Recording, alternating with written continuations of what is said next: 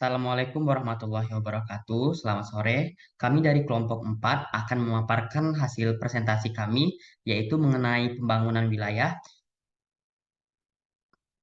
Di sini kami beranggotakan 8 orang. Yang pertama ada Putri Katunada Rahadatul Aisi. Yang kedua ada Theophilus Claudio Bonaventura. Selanjutnya ada Salsabila. Ada saya Ferry Sepriadi. Ada Timotius Virgo, Ari Kurnia Putra, Tiara Aprilia Ayuning Tias, dan terakhir Utin Elvina Nova Radika. Baik, kami akan memulai pada latar belakang.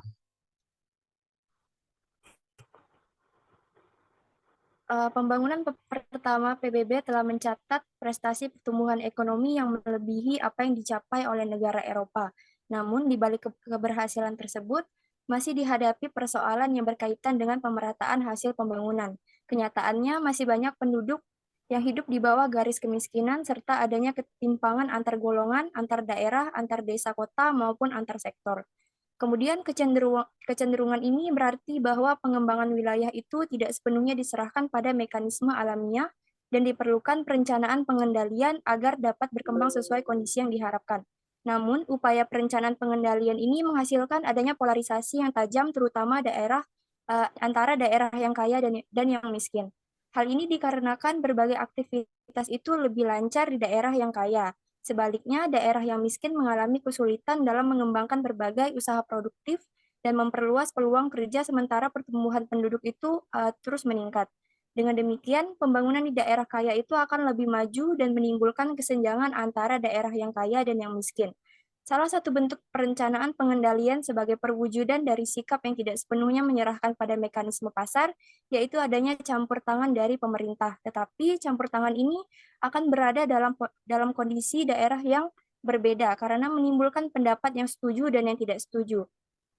Mereka yang tidak setuju itu akan memberikan alasan dengan adanya campur tangan pemerintah, mekanisme pasar akan menciptakan perkembangan di berbagai daerah secara harmonis sehingga menghilangkan kesenjangan yang ada, serta mempengaruhi efisiensi ditinjau secara ruang dan wilayah.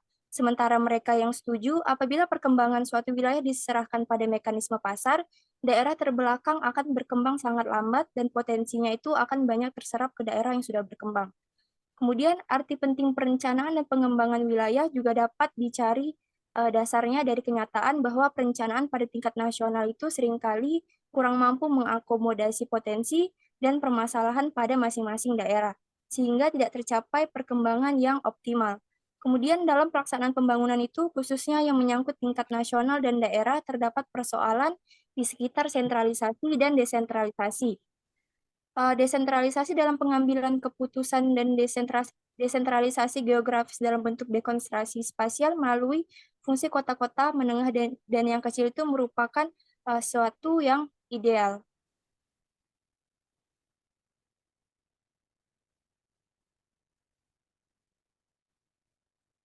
Next.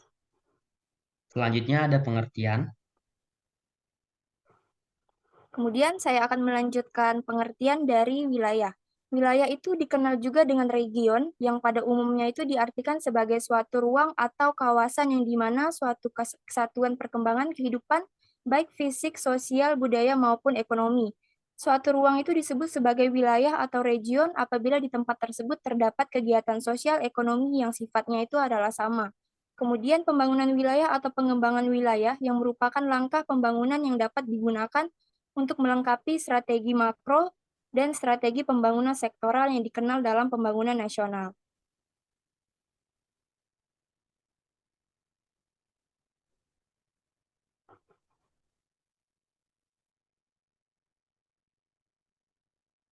Selanjutnya ada pengaturan tata ruang. Baik, selanjutnya pengaturan tata ruang. Seperti yang sudah dibahas sebelumnya, salah satu pendekatan untuk menentukan suatu wilayah, daerah atau region adalah pendekatan nodality. Dalam pendekatan ini, daerah, wilayah, atau region adalah suatu ruang yang dianggap merupakan suatu kesatuan perkembangan sosial ekonomi yang terdiri dari pusat pertumbuhan dan daerah penyangga yang merupakan daerah orbitasi dari pusat pertumbuhan tersebut. Kehadiran pusat pertumbuhan diharapkan dapat mendorong terjadinya percepatan atau mengakselerasi pertumbuhan ekonomi terutama melalui proses industrialisasi. Dalam kenyataan ini, strategi ini memang telah banyak berhasil dalam memacu pertumbuhan ekonomi serta secara nasional. Walaupun demikian, seringkali tidak dapat dihindari berbagai dampak yang cukup serius dari dikembangkannya pusat-pusat pertumbuhan tersebut. Apabila mengikuti pandangan yang pertama, memang diakui bahwa terkonsentrasikannya perkembangan pada pusat pertumbuhan disebabkan oleh karena pusat pertumbuhan ini memang lebih atraktif bagi munculnya berbagai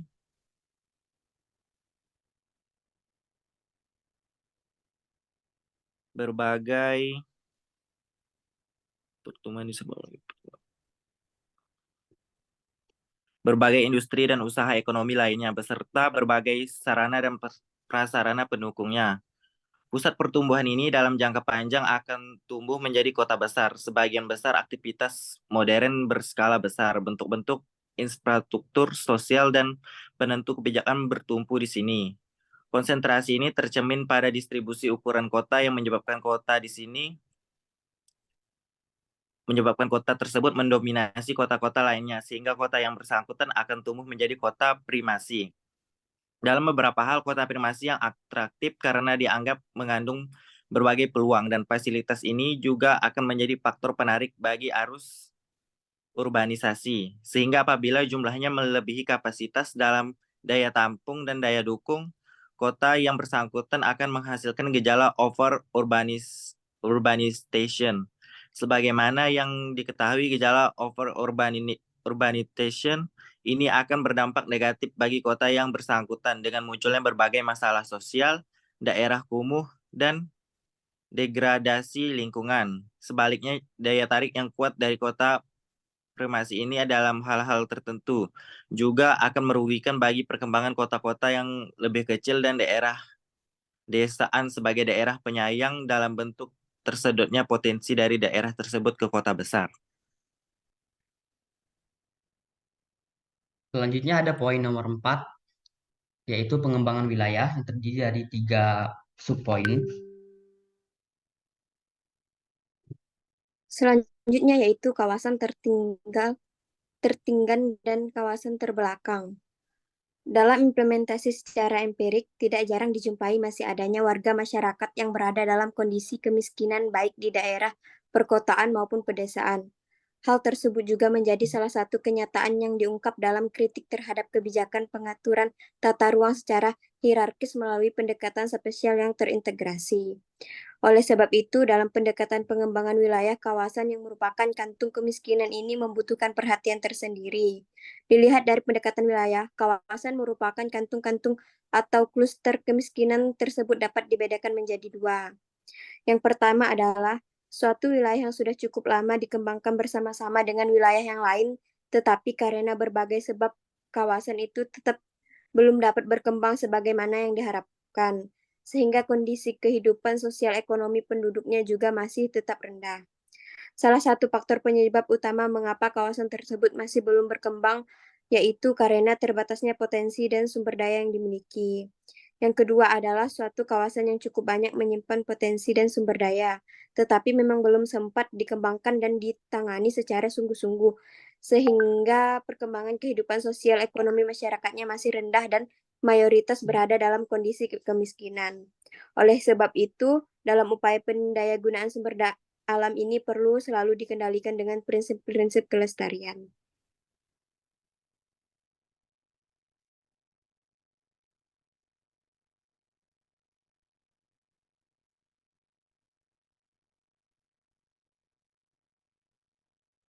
Selanjutnya memahami kondisi kemiskinan.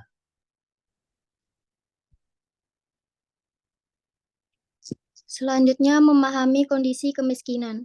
Kondisi kemiskinan yang dialami oleh suatu masyarakat dalam jangka panjang pada umumnya telah mempengaruhi berbagai perilaku dan gaya hidup masyarakatnya. Beberapa di antaranya adalah sikap fatalistis, in-group orientation, dan ketergantungan.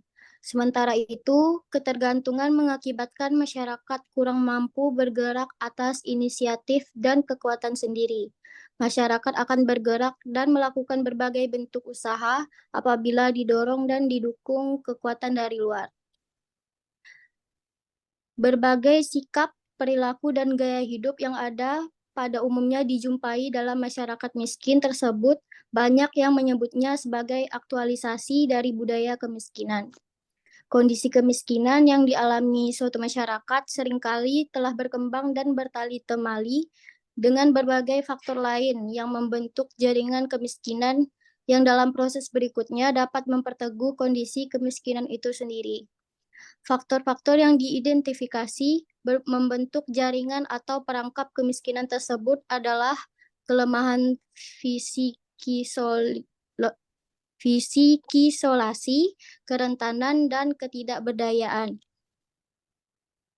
Sehubungan dengan hal itu, pendekatan dalam mendiagnosis masalah sosial dapat dibedakan menjadi dua, yaitu person blame approach dan system blame approach.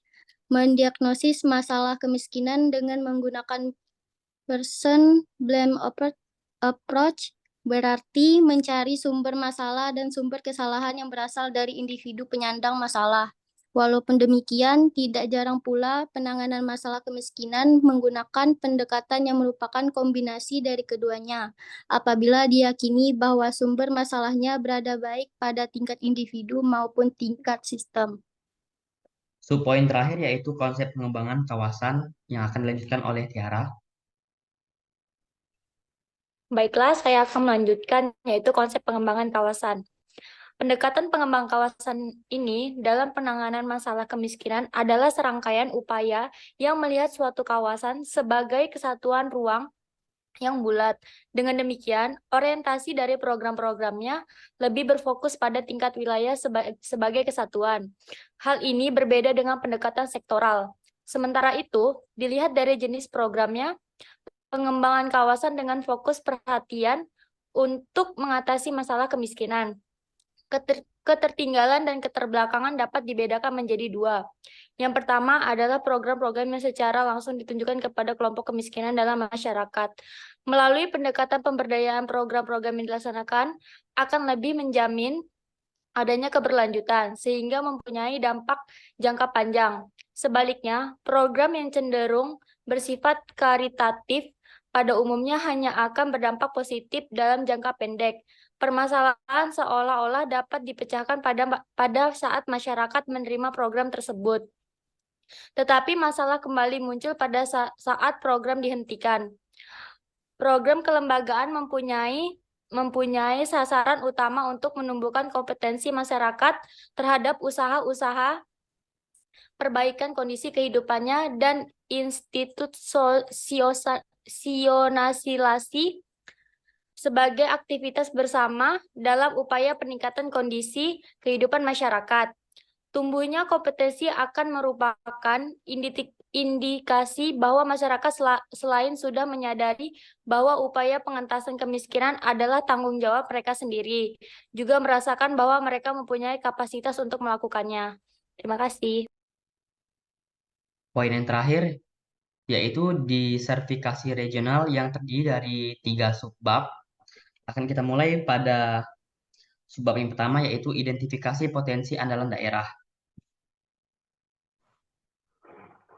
Baiklah, saya akan lanjut menjelaskan mengenai identifikasi potensi andalan daerah. Secara garis besar, dapat digunakan 5 kriteria untuk menentukan dan memilih potensi andalan tersebut. Yang pertama itu potensi tersebut secara real dan cukup signifikan ada di daerah yang bersangkutan, baik yang masih bersifat laten maupun yang sudah bersifat manifest. Apabila potensi tersebut sudah diolah dan digali, perlu dipertimbangkan prospeknya bahwa masih mungkin dikembangkan secara lebih optimal. Sebaliknya, potensi yang masih bersifat laten itu mungkin saja mempunyai kemungkinan yang sangat besar apabila diaktualisasikan dengan cara yang benar. Di samping itu, sesuai dengan namanya sebagai potensi andalan, maka semestinya potensi yang terpilih itu memiliki keunggulan kompetitif dan kooperatif terhadap daerah lain. Dan kriteria yang kedua itu, agar betul-betul dapat menjadi andalan daerah, potensi tersebut tidak saja mempunyai peluang bagi peningkatan perkembangan sosial ekonomi daerah, tetapi sebaiknya juga mempunyai peluang untuk melibatkan anggota masyarakat daerah yang bersangkutan dalam jumlah yang cukup besar, terutama dalam berbagai aktivitas guna peningkatan taraf hidup. Dan yang ketiga, potensi tersebut memberikan daya manfaat dalam jangka panjang. Suatu potensi kurang memenuhi kriteria sebagai andalan daerah apabila hanya memberikan manfaat dalam jangka pendek. Kemudian kriteria yang keempat, potensi yang apabila dikembangkan mempunyai mata rantai perkembangan yang cukup luas. Dengan demikian, perkembangan potensi andalan ini akan dapat merangsang, memacu, dan mendinamisasi sektor lain. Kemudian yang kelima, lebih diprioritaskan pada potensi yang pendaya gunaannya tidak membutuhkan persyaratan yang di luar jangkauan masyarakat pada umumnya. Kemudian pengembangan potensi andalan ini diutamakan bagi jenis-jenis usaha yang tidak membutuhkan persyaratan berat seperti modal, teknologi, skill, sehingga dapat dilakukan dengan memanfaatkan sumber daya yang tersedia pada masyarakat setempat. Selanjutnya, nilai strategis pengembangan potensi andalan daerah. Nilai strategis pengembangan potensi andalan daerah. Pembangunan pada dasarnya adalah suatu tujuan dan proses yang bertujuan untuk meningkatkan taraf hidup atau kesejahteraan masyarakat.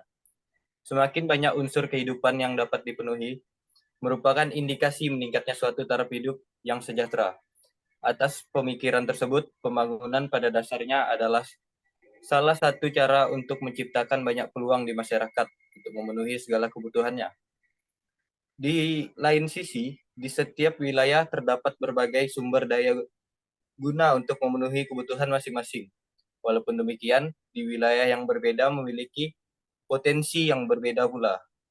Suatu wilayah mungkin memiliki potensi dan sumber daya yang melimpah, akan tetapi di wilayah lain memiliki sumber daya dan potensi yang kurang. Sebagaimana yang sudah dikatakan di atas, pada dasarnya upaya dalam pemanfaatan sumber daya dan potensi tertentu. Pemilihan potensi dan sumber daya didasarkan pada berbagai macam pertimbangan. Salah satunya dengan memilih dan memprioritaskan sumber daya yang dimiliki yang dianggap menjanjikan perkembangan sosial dan ekonomi di suatu daerah. Karena kondisi suatu daerah cukup beragam, maka potensi andalan di suatu daerah tidaklah sama. Pada dasarnya untuk menentukan potensi andalan di suatu daerah tidaklah mudah, sehingga perlu melihat berbagai faktor, terutama aspek konferensi baik secara internal maupun eksternal. Konferensi eksternal adalah potensi yang dipilih mempunyai kelebihan dan keunggulan yang sama dengan daerah yang lain. Sedangkan konferensi internal adalah keunggulan atau kelebihan yang dimiliki tidaklah sama dengan daerah lain. Secara garis besar, terdapat 5 cara atau 5 karakteristik untuk menentukan keunggulan atau potensi andalan yang dimiliki suatu daerah. Pertama, potensi tersebut secara real dan signifikan berada di daerah tersebut, baik secara laten maupun manifest. Apabila potensi tersebut sudah maksimal, maka harus dipertimbangkan prospek ke depannya, bahwa mungkin ke depannya dapat dioptimalkan dan dikembangkan dengan lebih maksimal lagi. Kedua, agar betul-betul menjadi andalan suatu daerah tersebut, tidak hanya potensi tersebut tidak hanya mempunyai peluang bagi peningkatan sosial ekonomi di suatu daerah, akan tetapi mempunyai peluang untuk masyarakat berpartisipasi dalam jumlah yang cukup besar, terutama di berbagai aktivitas untuk meningkatkan taraf hidup. Ketiga, potensi tersebut memiliki dampak dalam waktu jangka panjang. Potensi yang memiliki jangka waktu yang panjang lebih menguntungkan dalam menyusun perencanaan pembangunan daerah. Keempat, potensi yang apabila dikembangkan memiliki mata rantai yang cukup luas. Dengan demikian, pengembangan potensi andalan ini dapat merangsang, memacu, dan dinamisasi sektor lain. Oleh karena itu, pengembangan potensi tersebut akan mempunyai dampak bagi perkembangan sosial ekonomi daerah. Kelima, memprioritaskan potensi yang memiliki daya guna sehingga tidak membutuhkan tentukan persyaratan di luar jangkauan masyarakat pada umumnya. Pengembangan potensi andalan tersebut diutamakan bagi jenis-jenis usaha yang tidak memiliki persyaratan yang begitu berat seperti teknologi, modal, dan skill. Next. Terakhir yaitu peran pemerintah daerah. Peran pemerintah daerah. Pada era globalisasi, sekarang ini terdapat kecenderungan bahwa pemerintah pusat lebih terfokus pada masalah yang bersifat makro. Dan hal tersebut akan membuat peluang bagi masyarakat dan pemerintah daerah serta masyarakat lokal untuk menangani masalah-masalah lokal dan daerah. Berkurangnya peran pemerintah pusat termasuk alokasi dana untuk pembangunan daerah memang dapat dianggap sebagai tantangan yang menuntut daerah dan pemerintah daerah untuk menyediakan dana sendiri bagi pembangunan daerah. Oleh sebab itu, dari tingkat masyarakat lokal sampai pemerintah daerah lebih berpeluang memperoleh kewenangan guna mengelola proses pembangunannya secara lebih mandiri.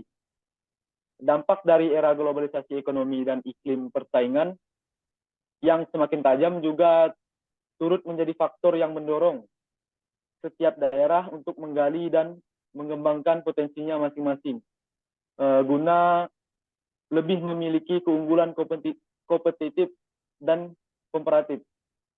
Dalam pengembangan wilayah, khususnya pemerintah daerah, paling tidak diharapkan berperan dalam 3 hal. Yang pertama, mendorong tumbuh dan berkembangnya usaha produktif dalam rangka pendayagunaan potensi andalan tersebut dalam bentuk pemberian motivasi, fasilitas, kredit, peningkatan pengusahaan, teknologi, dan skill, peningkatan manajemen usaha, dan pengembangan institusi serta jaringan.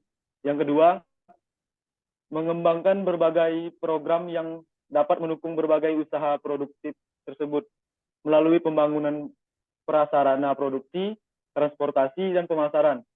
Banyak usaha produktif di suatu daerah yang sudah berhasil dikembangkan, tetapi kesinambungannya tidak dapat dipertahankan karena kurangnya prasarana pendukung. Ketiga, menyiapkan seperangkat regulasi yang dapat memberikan iklim kondusif bagi berbagai bentuk usaha produktif dan bagi terciptanya jaringan yang serta hubungan saling menguntungkan antara sektor dan antara berbagai pihak. Peran pemerintah daerah di dalam perkembangan sosial ekonomi suatu wilayah berkisar pada 2 masalah pokok, yaitu yang pertama, bagaimana mendorong pertumbuhan dan perkembangan sosial ekonomi wilayah tersebut, dan yang kedua, bagaimana mengurangi dan mengatasi kemiskinan melalui terselenggaranya pemerataan hasil-hasil pembangunan. Sekian yang bisa saya sampaikan, saya balikan ke moderator. Baik, mungkin sekian presentasi dari kelompok kami. Kurang lebihnya kami mohon maaf. Kami dari kelompok 4 mohon undur diri. Terima kasih.